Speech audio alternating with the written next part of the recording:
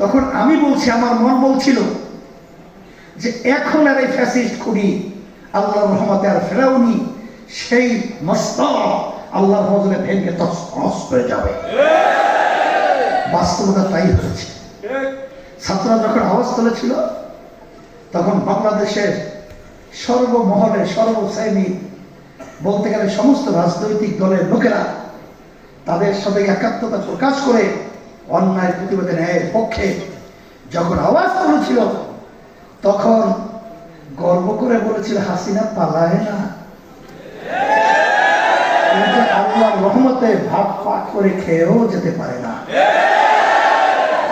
পালাতে বাধ্য হয়েছে। এখন 5ই আগস্টের পরে 53 বছর শেষ হয়, 54 বছর চলছে বাংলাদেশের স্বাধীনতা। আমরা